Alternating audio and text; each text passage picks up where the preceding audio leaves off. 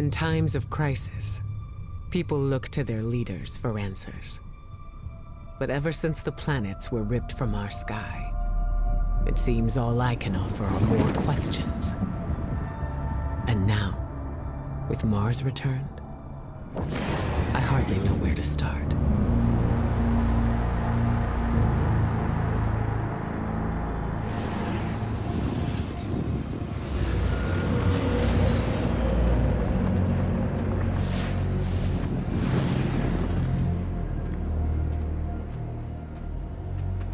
Where is she?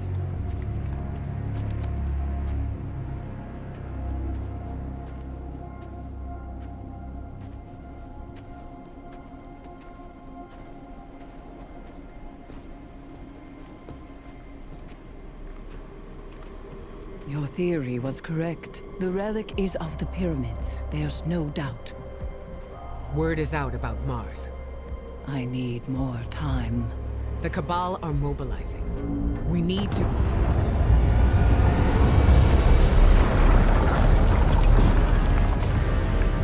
Secure the camp!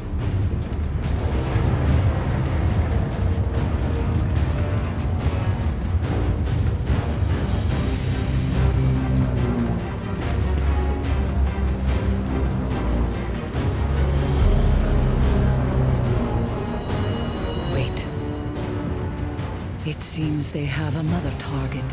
What are they aiming at?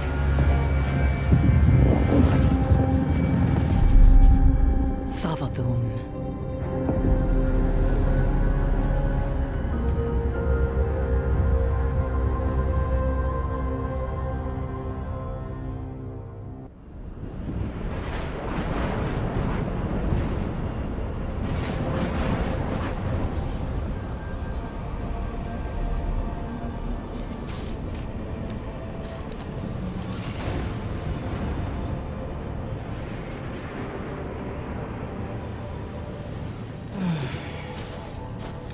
Guardian? Guardian, do you read me? We're here, Ikora. We're back on Mars. Back? From where? Savathun's throne world. I know we should have checked in, but we had Savathun in our sights.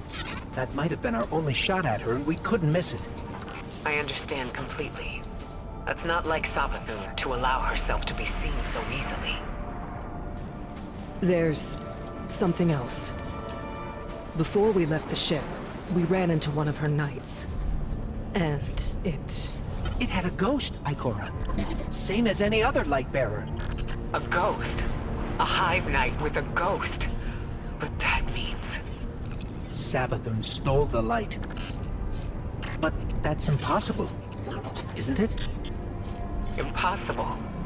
With Savathun, nothing is impossible.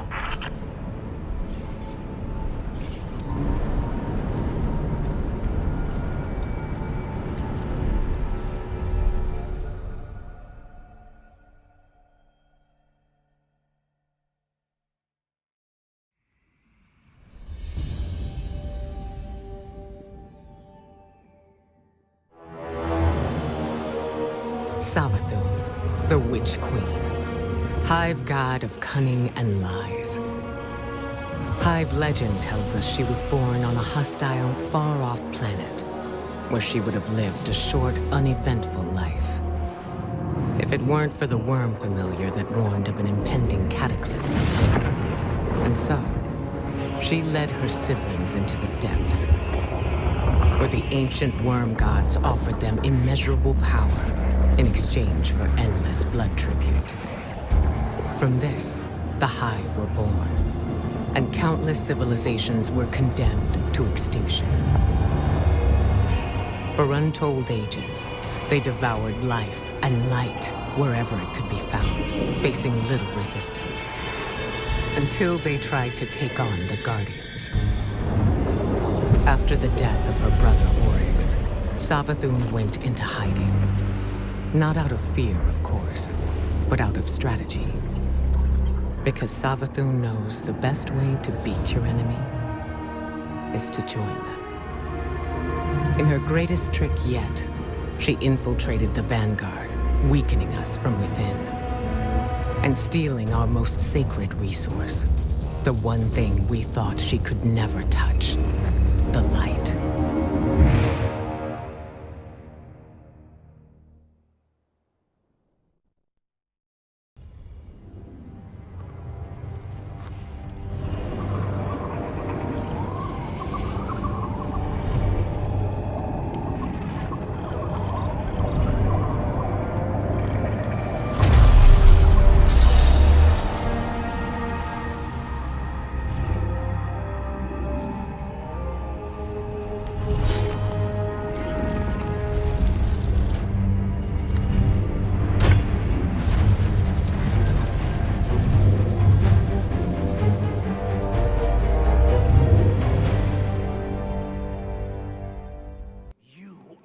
Fire on us. My warriors were responding to unexpected threats.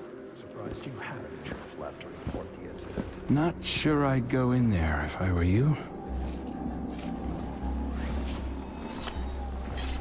The rules of engagement had changed.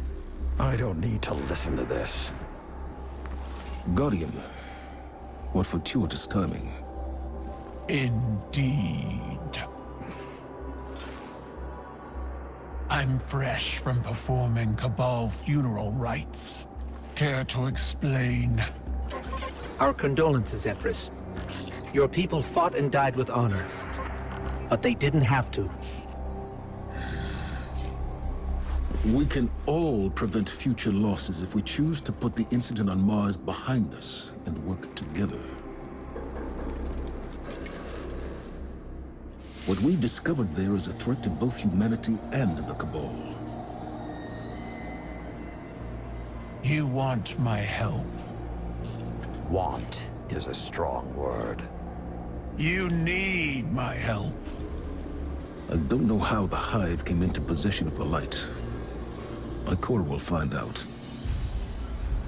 But in the meantime... Invincibility lies in the defense.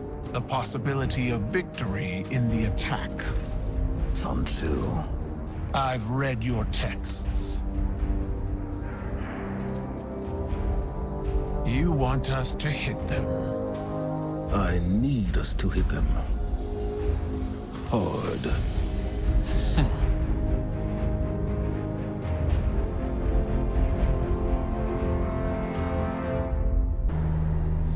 Just before sunrise, I caught my thief. A young girl, stealing what she could carry. Food when she could find it, coin when she couldn't, weapons to protect what she had taken. There was no fear in her eyes. She said the bandits in the forest ordered her to steal in exchange for protection. The penalty for theft in those times was death. Instead, I pulled the crest from around my neck and pressed it into her hands. I told her the wolves would protect her.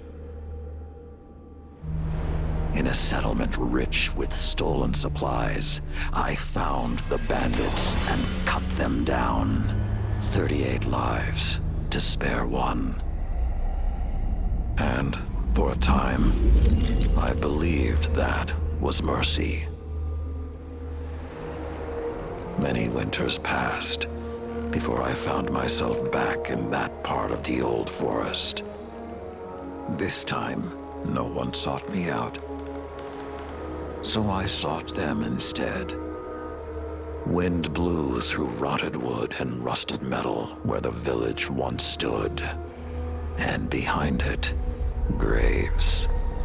Then piled stones, then bare mounds of earth, and then a pit. My blood was high. I tore through the forest, hunting for those responsible. Finally, in a settlement rich with stolen supplies, I found her. A lightless woman with my crest around her neck.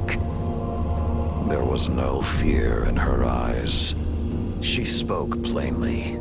When the villagers could no longer tithe, her wolves no longer protected them. She bled them dry, and when they had no more to give, she sent in her men, unleashed her wolves. Mercy to an enemy cannot come at the cost of mercy for their victims. The right path isn't always easy to find. But once you do, the only question is whether you're strong enough to walk it.